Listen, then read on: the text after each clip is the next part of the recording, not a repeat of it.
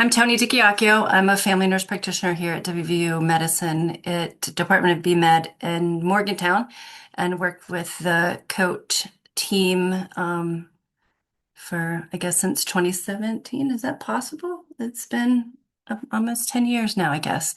And I am going to go over some legislative changes that occurred in the most recent session. I will say that usually I am so locked in during session. I mean, to the point that I listen to every single, at least health related committee, and then the floor sessions of both sides every single day. And if I'm with a patient, I listen to the archive. But this session, I wasn't nearly as locked in. So if during this presentation there's anything that you'd like to add, or things that you know that maybe you were there, or a proponent of some of these bills or involved in the negotiations, please pop in. And Kelly, if you see any comments come up in the chat, please let me know. All right, so we're going to look at several bills, some specifics of several bills that relate clinically to what we do, how we practice, whether it's in treatment or for our patients, substance use prevention or treatment itself. Look at legislative intent. I'll try to give some color commentary. I tried to listen to all the committee hearings for all these bills. I went back to the archives.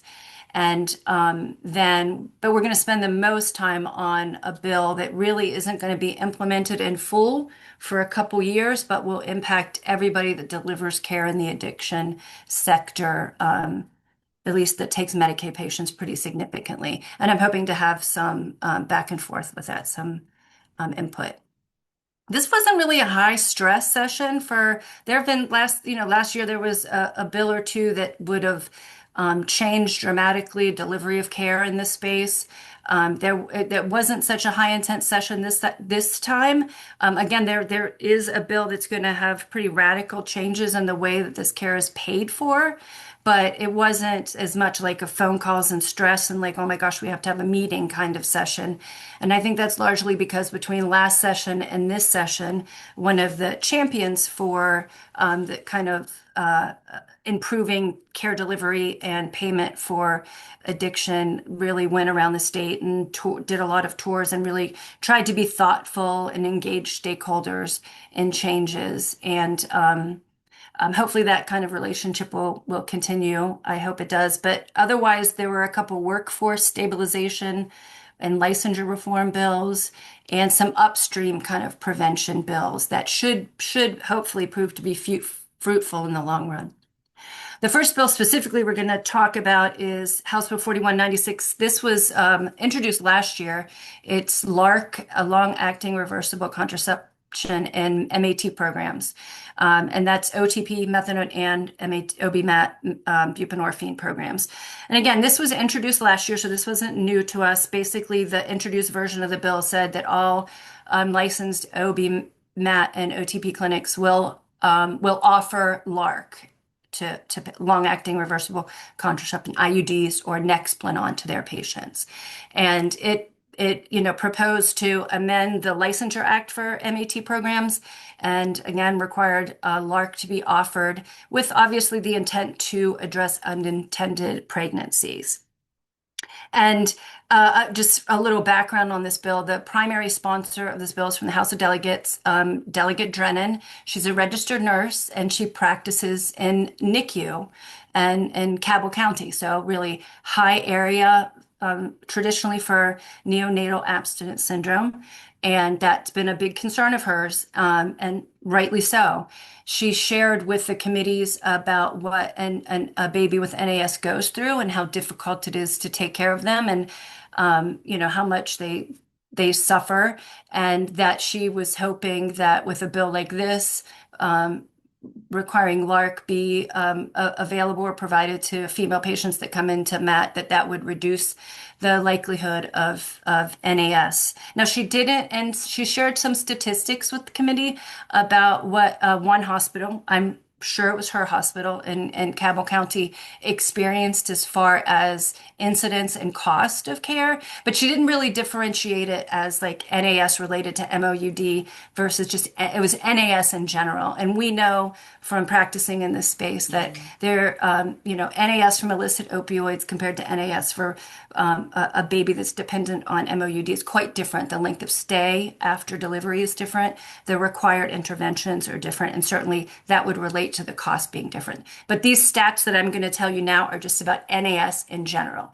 So she said on average, a NICU baby that's admitted for NAS has an average of a 22-day hospital stay, and that would translate to about $7,800 Medicaid dollars for that admission, compared to a normal birth and delivery, which would include like a 1 to 2 day stay and $1,000 of Medicaid dollars for those services. So at her one hospital, if you would have eliminated all the NAS admissions, it would save over $500,000 per annum for NAS not to have to be NAS babies not to have to be cared for or paid for. So there obviously is some economic benefit to eliminating neonatal abstinence syndrome, even aside from the suffering of the infants that go through it. One other stat that she shared, which was interesting, that pre-2018, NAS admissions at her one hospital were about 150 admissions a year. Last year, the admissions were 70.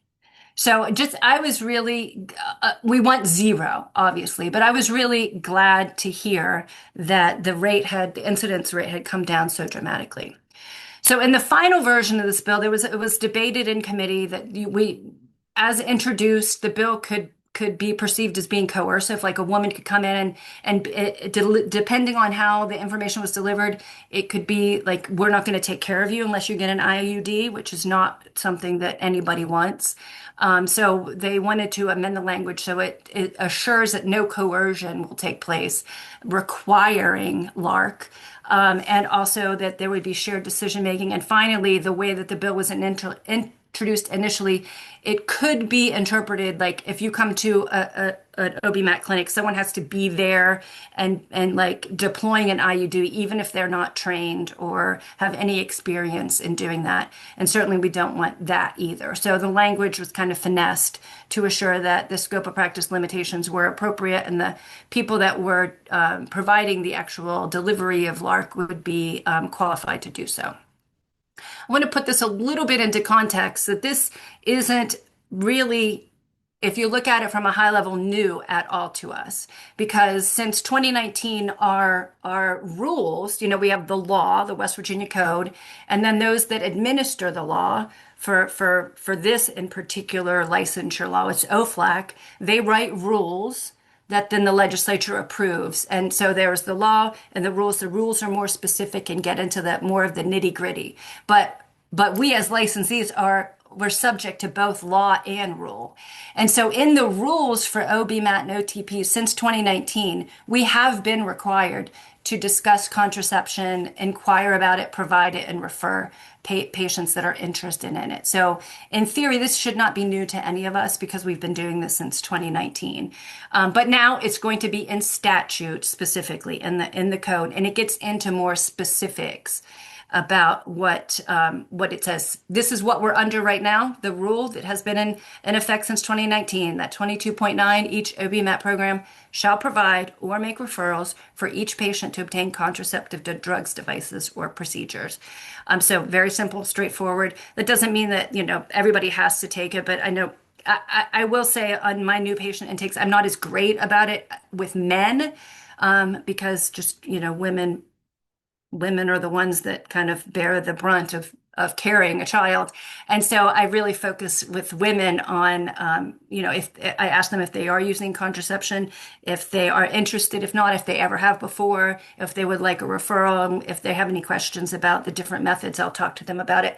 I will say I kind of joke about this every time I talk about treatment and and contraception. I was part of a study with several people here on the team, and one of the things during informed consent that we had to discuss was birth control for women, especially that were going to be randomized to a certain drug that wasn't FDA approved at that time.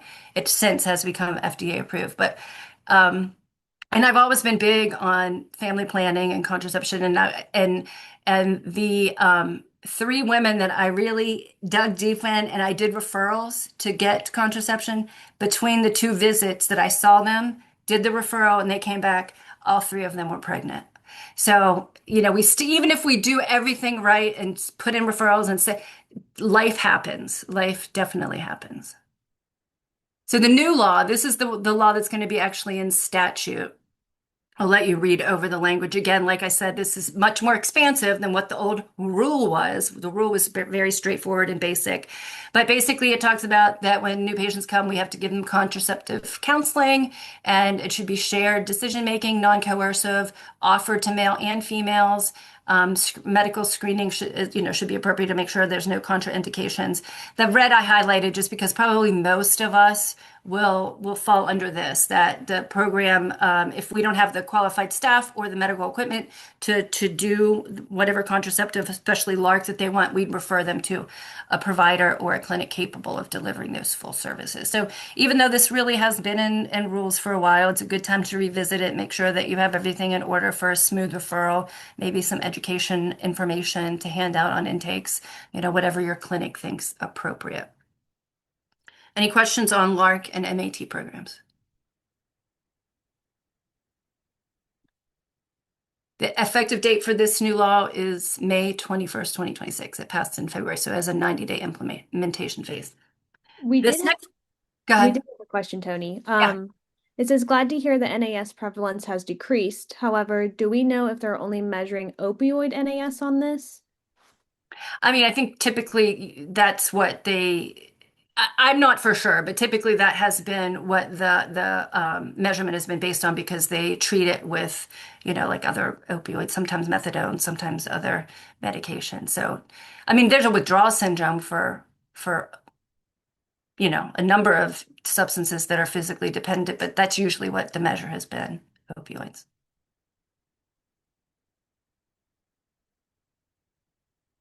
All right. I am not an alcohol and drug counselor, and I do not have the expertise in this area about why this bill was needed or requested, other than what I learned from listening to the committee hearings. But basically, what this new law will do, before Senate Bill 897, ADCs, alcohol and drug counselors, there wasn't a separate licensure for these individuals. There was a certification process. So LPCs, licensed clinical social workers, other people that work in therapy, marriage and family counselors, they could practice a number of years in alcohol and drug settings.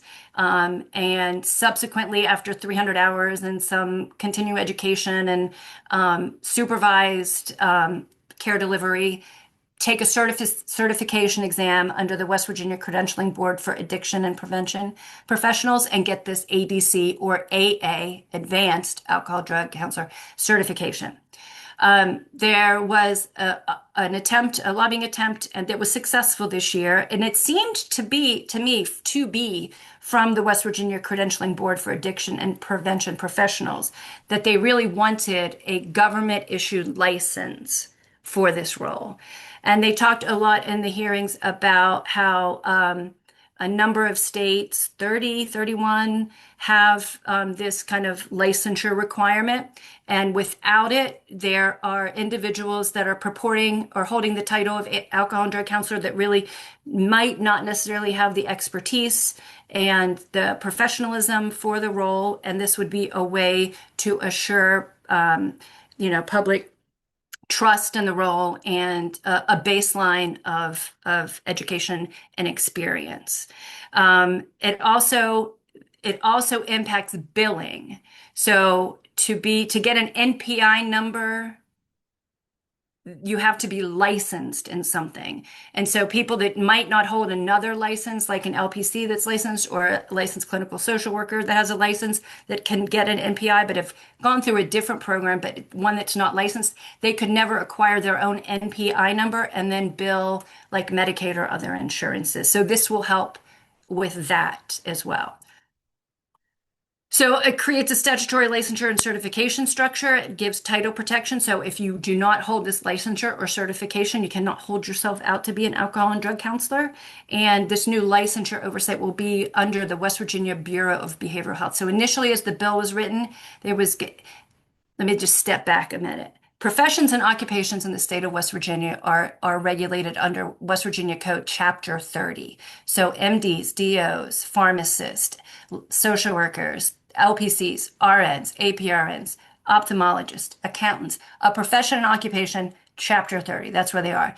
In the past 5 to 10 years, West Virginia has one of the largest occupations and professional licensing requirements in the country. So in the past 5, 6, 10 years, the legislature has been trying to whittle away at the number of required Chapter 30 board supervised licensed occupations and professions. But then this came up. Like, so these individuals actually want to have a government license. And so what they did in this bill, instead of putting it under Chapter 30, they're putting it under Chapter 16, which is a public health section of the West Virginia Code. And the regulating body, instead of a board of their peers, it will be, and ultimately they could make it a board of their peers, but typically that's how it works. You have an executive over a board. There are board members that regulate the board under the administrative kind of rule of the administrator of that office, and it's paid by licensure fees. This will be under Chapter 16 under the Department of Human Services. Initially, it was written to be under the Department of Health. And like the Department of Health does this similar for like EMS workers and also like sanitation kind of workers, like public health related workers. So it's going to be under the Department of Health said we are not equipped to do this, but the Department of Human Services said we can take that, we can do it. So they're going to be the regulating board, the licensing like agency under which this regulatory framework is developed, and specifically will be the Bureau for Behavioral Health that issues these licenses. And so to be a licensed alcohol and drug counselor, you must have a master's degree and you have to have at least 18 graduate semester hours of counseling, and then also have been completed the certification requirements that I'm going to talk to you about in a second.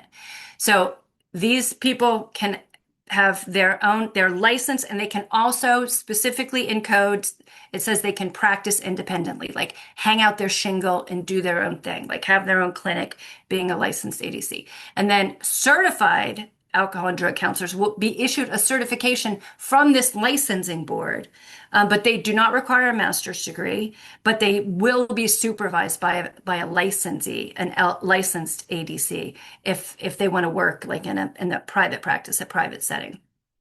And they have to have 360 hours of education, 240 of which it relates to alcohol and drug counseling, 300 hours of supervised practical training, 3 years of supervised paid work or unpaid internships working as an alcohol and drug counselor, and then complete a certification exam. So those individuals will have the certification. If they go on to get their master's, then they can apply for a license. There are grandfathering provisions. This doesn't go into effect until next year, July, to allow the BBH to get all this set up. So nothing changes immediately. If you are a current ADC, you will be deemed licensed if you meet the education requirements. And if you're not, then you will be certified under the new schema when it's in place. There will be rules related to this, which, anytime you're regulated as a profession, there's licensure fees, renewal timelines, continuing education requirements, like everything that the government requires of licensure. So that will be coming forth in the future. But that's where it stands right now. Does anybody was like a proponent of this bill and behind it and knows more about it?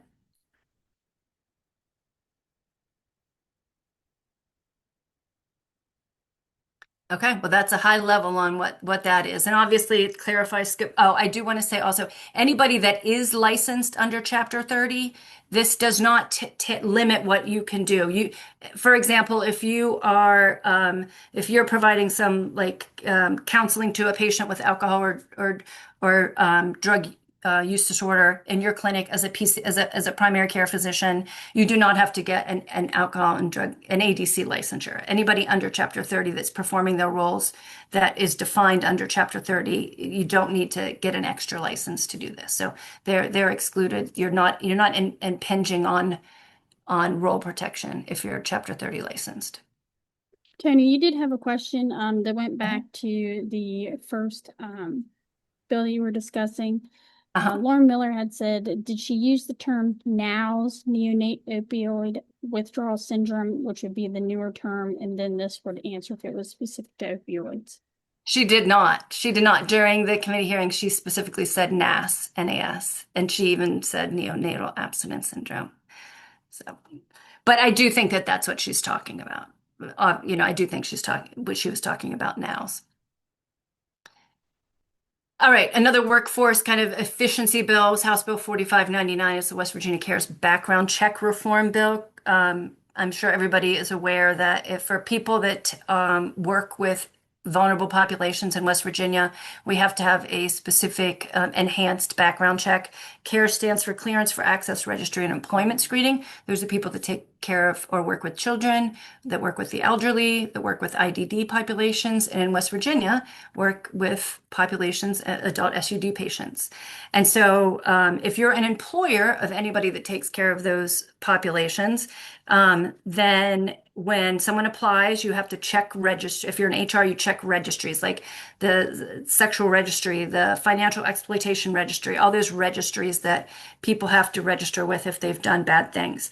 And if nothing is on there, then you go to step 2 in this CARES process and they get fingerprinted and it's sent out for a state and federal background check.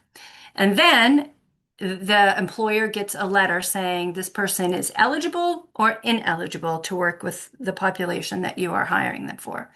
If it is ineligible, then the employer can apply for a variance request from the Office of Inspector General. And what that includes is like putting a packet together with an application saying, yes, I acknowledge that I had these disqualifying charges in the past, but things are better now, and this explain what had happened and where you are now in life. And then OIG will review and give you a variance to be eligible to work with these vulnerable individuals. So what has been happening in West Virginia is people apply and request a variance, and it's taking forever, like months.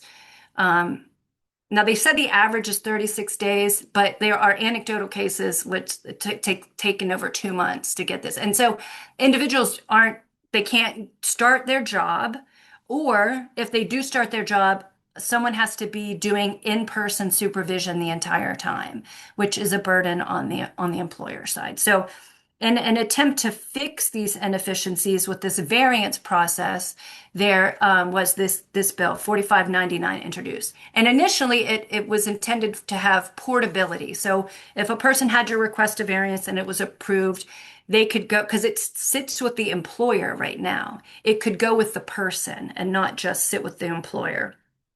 And then also make it faster, make there some kind of responsibility to do it faster. So ultimately, they couldn't do the portability portion of it because the OIG said there were issues with their partners, in other words, the FBI and the state police, and making that work. At least for this session, they couldn't achieve that. But what they did was put in a timeline that at the point of variance request, when the employer's got the letter ineligible, at that point, when you put in the application, they have 30 days. The OIG has 30 days to get it back to you. You can also preemptively, if you know you're going to get an ineligible letter from the background check, preemptively apply for the variance with the packet explaining why you should be given the variance. And that has to be done within 60 days of applying. So, if you have applicants that that might have an issue on their background check, if you get that process started as fast as you can, and then they have 60 days, even when you're waiting for the fingerprints and background check, get it started. And so that will start that 60-day timeline. And in addition, employees can reduce the number of fingerprinting they are required to do because they can take, if they're taking care of the same population, you can't go from adult SUD to infant children or children. But if you're going from adult SUD to adult SUD patients as the vulnerable defined populations, you can take your variants with you and not have to get re-fingerprinted and reapproved, as long as there hasn't been any additional disqualifying issues and it's within the 5 years. You have a question in the chat. Okay. Why can't I see? Where's Says, the chat? Is it because I'm it should, presenting that I can't see the chat? if you like hover over your screen with your mouse, it should pop Oh, up I on see. the Okay. bottom. Yep. All right. What's it say? Where are we? There's a lot. It says at the bottom, it says, do the referral requirements apply to West Virginia patients that are being referred to out of state for service? Example, Morgantown, West Virginia being close to Uniontown, PA, may be an area with service overlap. Do these requirements apply to those referred from West Virginia to PA and vice versa? It refers to people that are licensed in this state. So if you're not licensed in West Virginia, if you're in Uniontown, PA, you're subject to Pennsylvania. And I don't know Pennsylvania's regulations about OB/MAT clinics, but they probably aren't as stringent as us. But so that wouldn't apply to you. As far as where you can refer them to, it doesn't. There is no limit defined in the statute. Just that they have to go somewhere. But there is no specific, like it has to be a West Virginia provider or it has to be a PA provider. So this is not basically if they're getting care. That's what we want.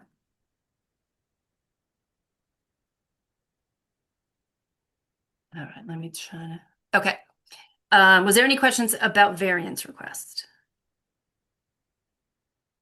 All right, the next couple are upstream upstream kind of prevention, public health kind of regulatory things, and they kind of tie in together a little bit. The first one's House Bill 5437, Vape Safety Act. This was also introduced last year, did not get passed, obviously, was reintroduced this year.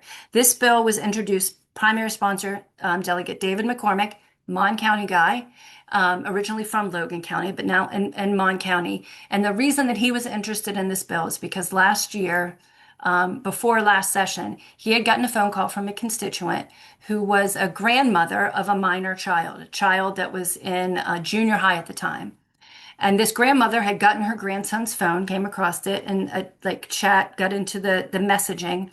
And some vape shop owner in town had been texting her grandson saying, "Hey, I got some new nicotine vape products," or "Hey, we got some great new Delta products," or "Oh, got some great Kratom, you should come on down." And so it was really like recruiting this high school kid to get these addictive products. And so grandma went to Delegate McCormick and said, "You got to do something about this." So he put together a couple senators and a couple delegates who also were kind of turned off by all the smoke and vape shops.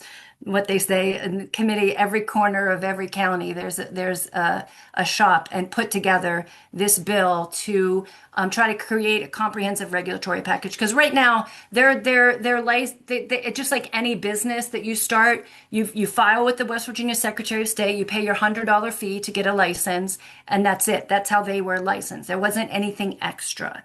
So what they did was look at the hot spot licensure requirements in West Virginia. There's little gambling places where you can go in and hotspot gamble. And they kind of used a lot of the language in that and put it into this Vape and Smoke Retailers Licensure Act. And obviously it's to target like gateway use, underage use, and an upstream kind of prevention strategy. As an incidental impact, these are the same organizations that market and sell hemp-derived and kratom products. So it also will help on that angle. And this will create a whole new code section, again, under Public Health, Chapter 16, Article 9H. It will be regulated by ABC, Alcohol Beverage Control Commission. And initially, as it was introduced, it had three pillars: the licensure and enforcement, the regulation of like advertising and labeling and products. And then the third pillar was what he called a directory framework. And apparently, I did not know this until I listened to him and looked at it a little closer, that the FDA, obviously they don't give FDA approval for nicotine vape products, but they do give FDA authorization for nicotine devices. And so they have a registered list of these devices. They're not a ton of them, but they do have these authorized devices. And his initial bill said that only those devices could be sold in vape and smoke shop stores in West Virginia. During committee, there was a lot of debate and floor hearings that really cuts out the smaller manufacturer, because the handful of authorized products by the FDA are all by like publicly controlled big tobacco companies, like, Altria, that they own Marlboro, and like, so they're like the jewel products, etc. And that kind of puts at a strong disadvantage US based, United States based manufacturers that are trying to produce a good product, and they don't have the money, the capital, or the compliance or legal department to file with the FDA to be on that authorized list. So they did end up taking away that directory framework, but they pretty much left everything else in. And so what this requires is you have to file for a licensure, and to get a license to have a smoke shop, you have to be a US citizen, you have to be of good moral character, you can't have convictions of perjury or other crimes that required a year or more in prison in this country or any other country. You have to disclose controlling interest or individuals and key personnel. You have to the applicant has to submit fingerprints, submit to a background check, and submit all documents required by the ABC for licensure. The annual fee, like the typical $100 fee that any of us would have to pay for any shop that if we sold cookies, $100. Now it's going to be $1,200 annually. The other thing that they put in this law, when Department of Ag and ABC were doing kratom and hemp underage busts, like investigations, they found that a lot of these owners were living in the back of their smoke shops. So they put in this law that you cannot use your smoke shop as your residence. They also put in buffer zones for places where children congregate, schools, churches, daycares. So from the front door, the entrance, to the edge of the property can't be less than 300 feet. If it's less than 300 feet from a school, church, or daycare, they cannot be licensed to provide vapes. You have to be 21. That's not new. That's been around since 2019 federally, that nicotine vapes you had to be 21, but they did put it in this statute. There are labeling standards that on the labels, it has to state that this is a harmful product. The age limit is 21 or greater. It should be kept away from minors. It has to list the ingredients of the vape, and it also has to provide the manufacturer's information. That would include a phone number and a website. And then every year, the ABC has to report to the Joint Committee on Government and Finance all about any enforcement actions on vape and tobacco shops. This is effective June 11th of this year, with a couple caveats. They gave a little extra time for a couple things. Restrictions on youth appeal, that's like products that have like Cookie Monster or lollipops or candy-ish kind of stuff. The cotton candy flavor, or any of that they're going to be gone, but they gave them till March 1st to get rid of like nicotine vape candy marketed towards kid thing. And then next summer, July 1st, the advertisement and signage kind of stuff has to be refined way down, like that you can't have like flashing cannabis leaves on your building. You can have an 18 by 18 sign and limited fonts, and it can be illuminated, it can be lit up, but it cannot be flashing lights. So hopefully that will have an impact on all of the smoke shops. It passed pretty overwhelmingly. The people that were against it debated on the whole, like the free marketeer kind of people, like people should be free to make it stupid, like any decisions they want, including stupid decisions. And then also some people thought that this was getting too much into like local zoning, like this kind of stuff about signage and advertising and adjacency, that's usually up to municipalities and counties to decide what they want in their area, how they want to zone things. And really, you shouldn't zone at the state level. But ultimately, those arguments both failed, and it had pretty wide support.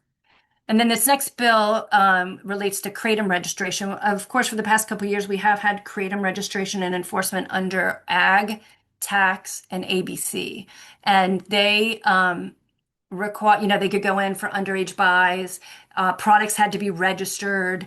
They could enforce penalties if stores sold unregistered products, or if the products contained more hemp or more kratom than is allowed by law. This bill kind of enhances that a bit. And really, the goal was to go towards concentrates. We've heard a lot of concern about 7-OH, 7-hydroxymetagonine. We've talked about this in this group too. We're seeing more and more patients that are coming in with that being the substance that they're having challenges with stopping. And so a big part of this bill was to go towards getting rid of those products. There was a bill or two that would make kratom illegal altogether, make it a Schedule I substance, and could not be sold in the state of West Virginia. Ultimately, those did not pass. So this preserves lawful access, but kind of in a tightened environment. But I will say, after listening to committee hearings, it's not as clear cut as you would think. Like, to me, what they did in definitions was to say that the products that can be sold in the state cannot be synthetically altered or chemically concentrated beyond the leaf's natural alkaloid profile. I know what that means. Like, to me, I know exactly what that means. It can't be like the MIT products, the MIT 15, the MIT 30, the 7-OH. I get what that is, but apparently from a chemist, botanist standpoint, that's not so easily defined. But they're going to make a go at it. So there's still the age restrictions, 21 or above. What they did put additionally in this law is if you buy it online, you can't just check a box and say you're 21. You have to upload an ID or some other kind of government approved authorization that someone truly is 21 years old.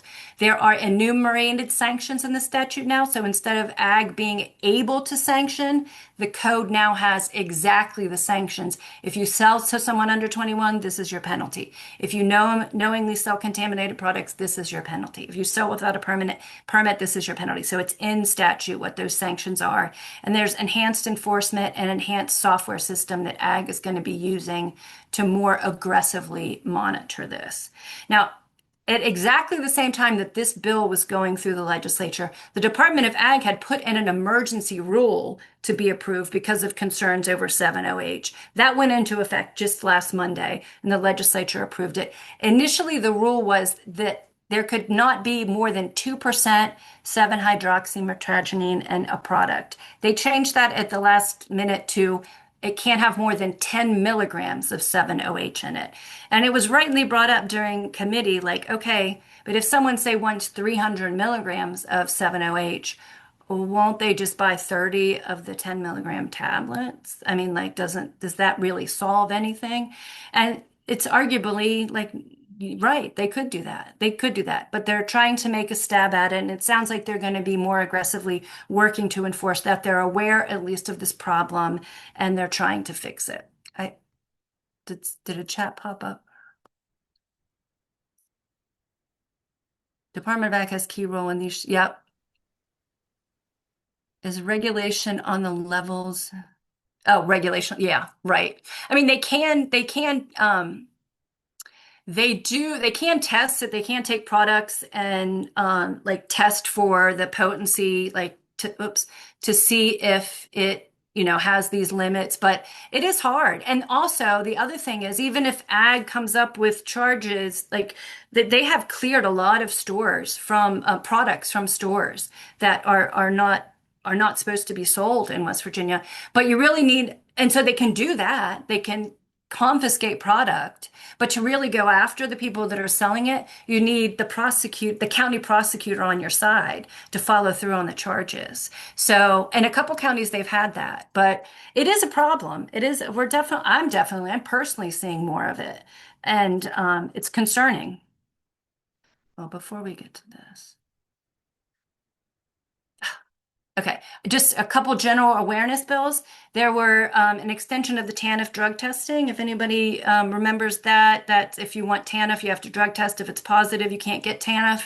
That's temporary assistance for needy families until you get treatment. Apparently, so they extended. It's been in law for about 10 years. They're going to keep it in law. And apparently, in the time that it has been in law, like one person has taken the state on for treatment. Like they said, yeah, I want treatment when they applied for TANF. There's going to be a social work licensure compact, meaning that social workers in West Virginia can get multi-state licensure once they roll this out. I think there's 30 or 31 states that are in the social work compact. They haven't figured out multi-state licensure yet, so I'm not saying that when you renew your license that's going to work, but pretty soon, hopefully. So not only can West Virginia license social workers, if they elect to get a multi-state license, could they work in other states? But those other nurses, social workers and other states can work for us in West Virginia too, which will be great. The 4335 is Medicaid providers, just making it streamlined to do credentialing. It all has to be electronic and approved within a certain number of days. That's to make things more efficient. And then drug testing prior to CPS reunification. That was a bill. It was interesting when I first saw it because it required prior to and found cases prior to reunification, just prior to reunification, parents would have to test for certain substances, and they wrote them out in the introduced bill, and it included alcohol, cannabis, and kratom. I hadn't realized that that was a problem. Like I thought that that happened already. I thought judges already did that, and I don't really have the background on that. Like why this was needed. But at the end of the day, they kind of tweaked the language and like it seems like it left it more up to the judge's discretion, but it did include like those products, including kratom, cannabis, alcohol can be tested prior to reunification. But like what I see in Mon County, it seems like they do that anyway. So I wasn't sure the impetus for that, but it's something that was passed. All right, this is the big bill, Senate Bill 231. This is reform for the treatment that we all provide. This is like a pretty major one. The impetus was concern that there are perverse incentives with payment for addiction treatment, and that because it's fee for service, does that perpetuate encouraging patients not to get better? Because if they get better, then we would lose billing for them because we wouldn't see them as much and we wouldn't generate as much revenue. So are there perverse incentives in the way that we bill for treating OUD? Are we wanting to keep people in treatment or not get better longer than is necessary? So they wanted to pivot from a fee-for-service model to a recovery outcomes model for payment. And they're going to transition in 2028, in theory, if this all gets done. This is a tight timeline, that we will start to be paid on value versus volume. So what the bill outlines is the Bureau of Medical Services will be collecting billing codes that we currently bill across the continuum of care for substance use disorder treatment to Medicaid, what Medicaid provides payment for currently, the billing codes. And BMS will also collect data on these defined outcome measures that we're going to talk about in a second. And that they'll analyze this information. Each provider in the state will be given an anonymous number. And so the legislature too will be able to look at these reports on what their trends are as far as volume and cost and what kind of things the services they're providing and if they're meeting these outcomes. And ultimately, for providers that are doing really well and meeting or exceeding these outcomes, they will get enhanced payment from Medicaid. And those that are not meeting the services will get reduced payment for their services. And if there is a pattern of 3 consecutive quarters or more in which these outcomes are not met, there is the potential for the provider to be decertified or at least certain codes be blocked for payment so they can't participate in certain services or potentially completely terminate the provider altogether from Medicaid engagement. And this does have to be CMS approved before it is implemented, which is part of this timeline. The statutory measures specifically in this code section, and there could be more, but the ones that are listed in this code section are we have to figure out metrics to measure housing stability, sobriety, self-sufficiency. That means like employment, education advancement, getting off like government subsidy programs, reduce criminal justice and child welfare involvement, and specific provider transition plans between levels of care. this is the timeline, super tight, like these performance measures that we just talked. So the metrics to measure the measures that I just looked over have to be done in like 2 months. Like it's tight timeline.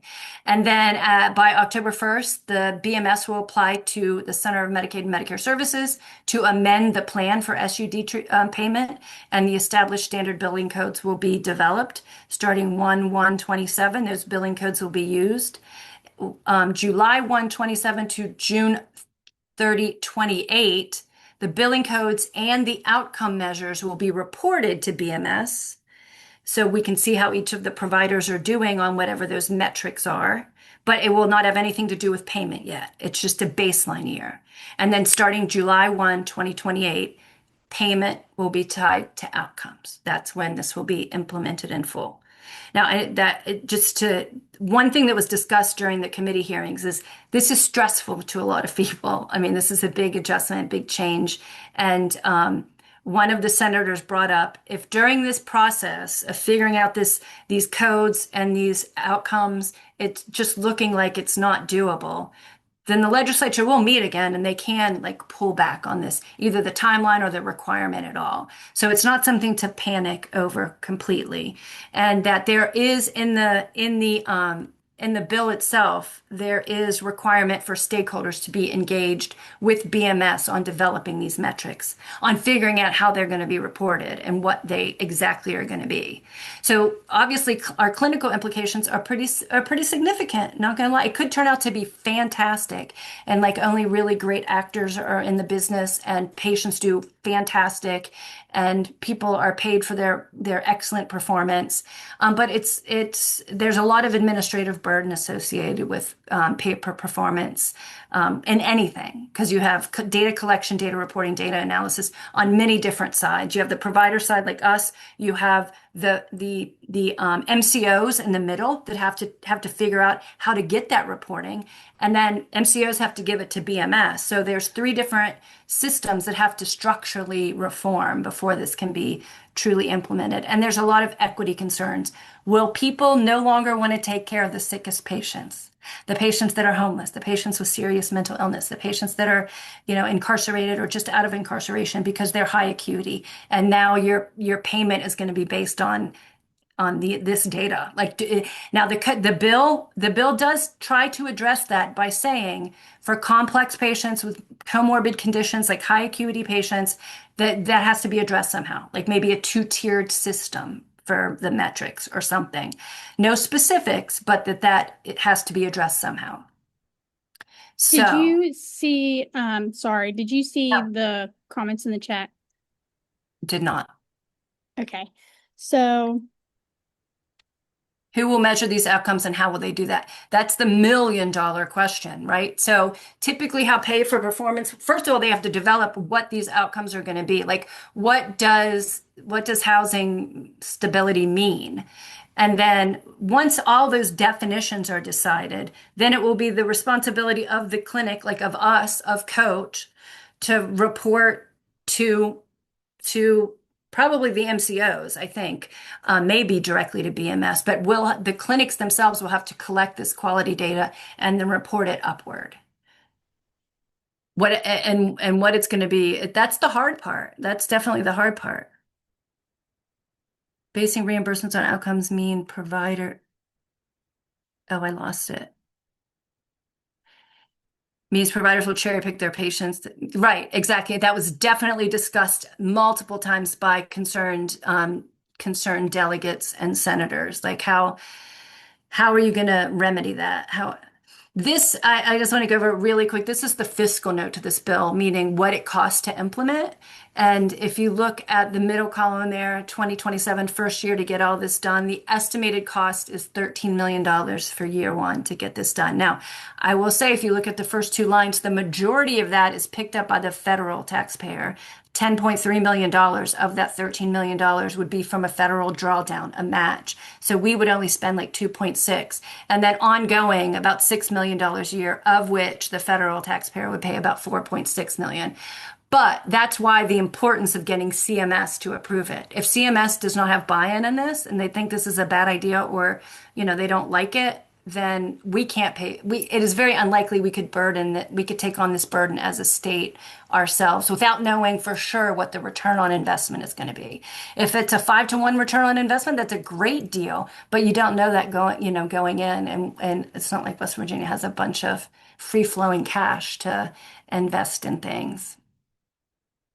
So let me see. Oh, feedback on these were the metrics. Any thoughts on not only like these measures, like the metrics to measure these, or are there other measures that you would recommend that clinics could be judged on that are indicative of patients doing better or like quality outcomes, implementation concerns, or and interest in the stakeholder engagement like route that I'm not exactly sure how BMS is ultimately responsible for this, and they're responsible for getting the like stakeholder meetings together. I'm not sure if they plan to have like those like open to the public. I haven't heard anything about that on that end, but just interested in hearing thoughts from people other than like the comments. Anybody think, I know Jeremy, I think I saw you at a couple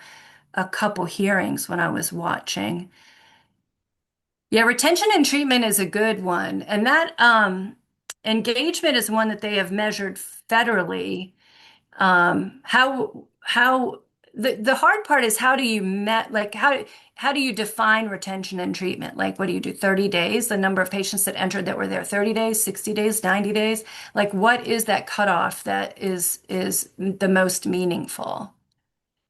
And like sobriety, how would you report like sobriety? I mean, we know when we talk to patients, we ask them their sobriety, but when you think about reporting it to a third party system for a pay per performance model, do you put as your denominator your total patients and then the numerator, the number like 0 to 60 days sober, 60 to 90 days sober, 90 to 3. I mean, like, I've been thinking about this a lot, and I'm not sure the best way to capture that kind of data. I think sobriety is hard. The other thing is sobriety is should it be percentage of days sober or just sober since last visit? Because if you have someone that has a short lapse, but they've been sober, you've been seeing them for 3,000 days and they've been sober 2,999 days, that's much different than 1 day of sobriety. Like, so all these like little things are create so much complications. Patients could be asked if they are happy with their care. They are the experts of that is a really interesting point. And a long time ago, I used to do federal Medicare quality measure, quality department. I started when these kind of things just first started happening, and it was just hospital based. And so I looked at what the quality measures are these days, and there is one for behavioral medicine federally, that Medicare is defined for the MIPS program for behavioral medicine and substance use disorder. And it's exactly that. You assess, there's two screening tools you could do. One is a World Health Organization something. WHO apps or something 2.0, and you assess them at intake. You have them like fill out this questionnaire, and it's about relationships and employment and that kind of stuff and their contentness. And then you do it again like 60 days later and see if there's been a change. But the point is, they also give self-reported data on their care. But you know what? That wasn't really even mentioned in this and these outcomes, like getting like other than collecting this objective data, like are you in a house? Are you sober? Are you employed? Are you on federal subsidy? I mean, state subsidies? Or do you have a CPS case? There was no like question about like, do you feel like you're doing better? Do you feel like you're getting cared for? Is this moving you forward? But you know what, that could be, it said in the code section that they have to include these, but not limited to these outcomes. So it might not be a bad idea for anybody that ends up being like with the stakeholder engagement team with BMS, like should we consider patient-directed input on how they're doing? You know, like, would that not be a good metric?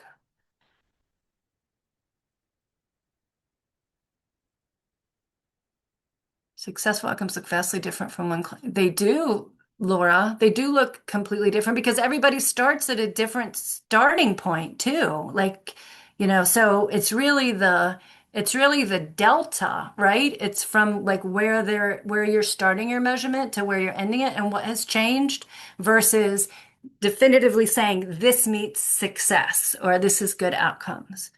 So I hope they consider the delta.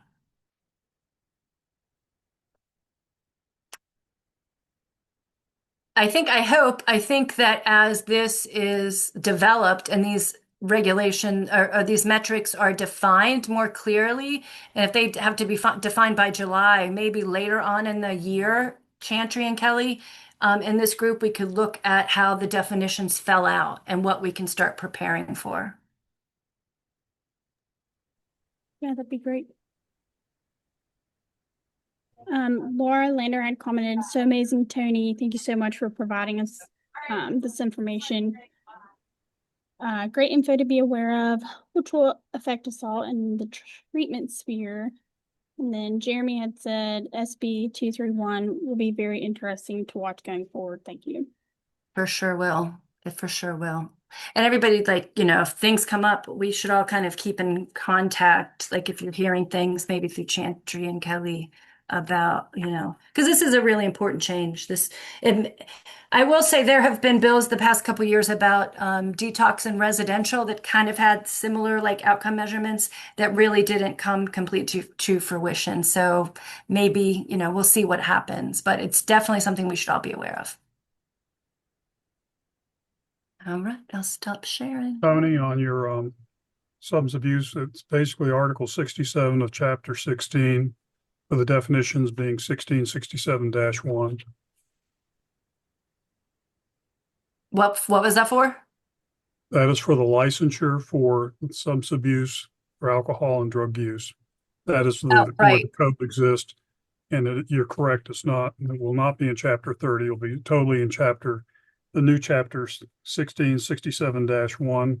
It's called Article 67, Licensure and Certification of Alcohol and Drug Counselors. Yeah. Yeah, that was were you familiar with that bill? Like, did you work on that bill at all, Rich, with the alcohol and drug counselors? I saw them, but I never saw them taking the turn away from Chapter 30 and moving to Chapter 16. Yeah, that was interesting. Yeah. Do you know, Rich, if like say someone like Katie, she's like a licensed LPC under Chapter 30, but she's also an ADC, will she be licensed under both boards now? She can be. Is she required to be? That's going to be the $1 million question. Okay, that's what I wasn't sure of. Like, would there be? Right now, it looks like it's not supposed to be happening where somebody who's already licensed and is already performing those services has to, but there's a question of you go down the road and somebody says, if you aren't, then you can't, as opposed to that you Right. can, you know. So at the moment, probably not a problem, but in the near future, who knows? Okay. Thank you. You're welcome.